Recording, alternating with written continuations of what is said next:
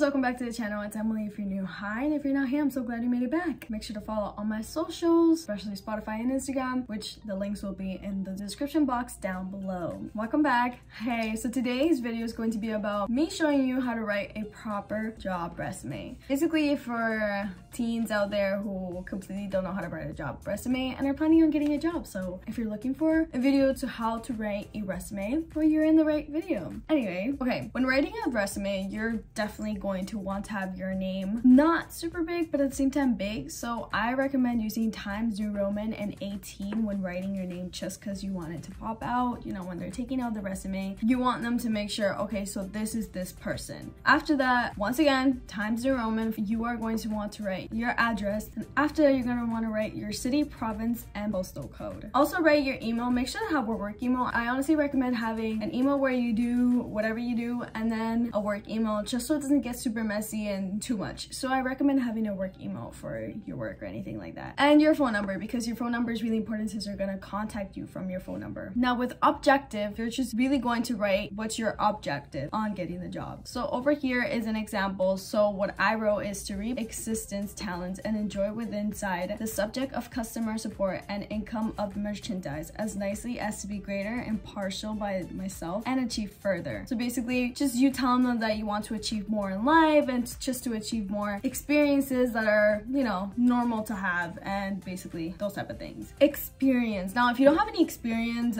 don't worry, I didn't have any experience either when I got my job, but what I did, since I didn't have any experience on anything, I tried volunteering, like I tried babysitting or things like that, just to put on my resume, because it's better to put something on your resume than nothing. If you have no experience, honestly, just babysit. It's the easiest thing you could do. You can literally babysit like your neighbor's kid or like somebody you know, to be honest, like maybe like your aunt's kid or some next thing. Just do that. Honestly, try to get some experience. If you can't, then you can. That's cool. Okay, so the titles, you're going to want them bigger than what you're going to write. So you're going to write experience, and then you're going to write from the time that you started that and from the time that you ended that. So let's just say September 2019 to 2022, you're going to write experience, then the name, and then the place, address, and what you were, and then underneath that you're going to want to write some points on what you did. Then this is another example, you're going to put July 2021. If it wasn't more than a year, it was just that, you're going to want to write July 2021, experience, volunteering, part-time. Just tell them what you did. Another important thing that you should write is your education. So you're going to want to write your elementary in the time that you were in that elementary and when you finished that elementary. If you were in more than one school, write it down. Write everything down. It goes the same thing if you're in high school. You're going to write the name of the high school and the beginning from your high school date to the final. Skills and abilities are very important because this is your chance to pretty much tell the person who's going to be reading your resume what you can do. So if you speak more than one language, that's amazing. Write it down. That's the first thing they're gonna want to see, how many languages you speak. Even if you don't speak more than one language, that's completely fine. You can put that you're an efficient worker. These are all examples. Fast learner, open to criticism, takes initiative, patience, friendly, and responsible. You're going to write things down like that because it's really gonna tell the person that's reading your resume what you can do and what you can bring and how your addition can be great. Another thing that's super important is leadership. So if you participated in whatever thing, like for example, you did like leadership or some next thing in your elementary and stuff like that, literally doesn't matter, just write it down. Participated, successfully completed, whatever, add the address, and then tell the date or like how long it was. And you're gonna want to write that because it's gonna tell them that you had some leadership and you had some experience and other stuff. Certifications comes when you completed things. So like leadership, the example is take our kids to work. If you get a certification from that, you would write it down here. Honestly, add just in case. If you don't have a certification, doesn't matter, but if you do, I suggest you writing it just because it can help out. Honestly, I'm not saying that the more you have, the more they're gonna hire you. No, you can have the smallest resume and sometimes they'll even hire you. So when I did my job resume, I don't know why nobody told me that you had to write this down. You need to have your availability. What is your availability? Your availability is what tells the person when you're available, what time, what days, and basically when you're available. Okay, so an example, let's say you were to be available from Wednesdays to Fridays from 11:30 to closing time. Now this is a bad example because if you're a teen like me, you know that you can't do that because we have school. So basically you can start like 3:30 to, but you know what I meant. And Sundays you could do all day. You know, you specifically didn't write Saturdays. If they ask you, sometimes they ask you, sometimes they might not ask you why you can't come that day, but it's up to you. Then you write Sunday, the days that you are available all day, so you can work all day throughout that. That is good information to have, because then they'll know when you can be ready. And it's good for them to read when you can be ready, because then it pretty much helps them out to see, oh, maybe we can add her. Oh, this person could be helpful for this day or whatever. References is super important. I honestly suggest having 2 or 3 references. I wouldn't recommend having 1 reference, because they are gonna ask you for at least 2 or more. So make sure to have references. If you don't know what a reference is, it's 2 individuals. These 2 individuals have kids, and you, separate kids though, they're not together, and you babysat their kids. Now that you're planning on getting a job, you're planning on talking to them like, hey, is it okay if I write your number in my job resume? Just know that if I am allowed, whoever's going to hire me will call you and ask you how I did and how I can work, and basically that. So basically your reference is basically that person that's gonna tell your manager like, oh, like this person is a fast learner, they're really good, they know how to do their things and blah blah. So I suggest you having a good reference. This is how I did my job resume when I was planning on getting a job, and I got my job. So I honestly recommend you guys doing it this way and following all the steps, and if you can, then that's okay, you know. And I also suggest you applying to more than 1 job, because it's always good to have more options than just one, because I think I applied to a few jobs. I'm not gonna say the amount because there were a few, but it's good to apply for more than 1 job, so make sure to have more resumes with you. Now, I'm gonna give you this tip, and my mom told me to do it, so shout out to my mom because she told me to do it. So let's say you go leave your resume on a Saturday, present yourself to whoever's there, whoever's available, and then you leave. Most of the times, those resumes that you leave,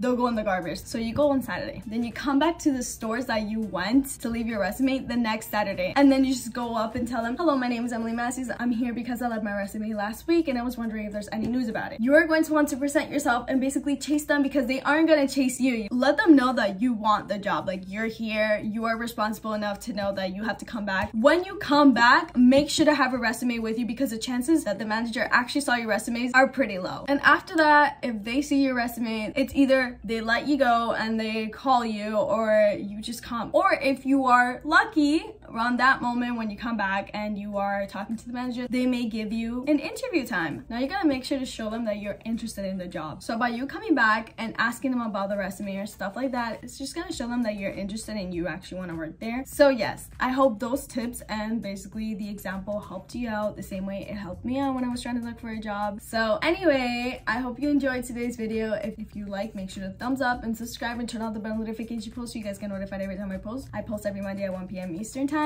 And yeah, that's pretty much it. I'll see you guys next week. Goodbye.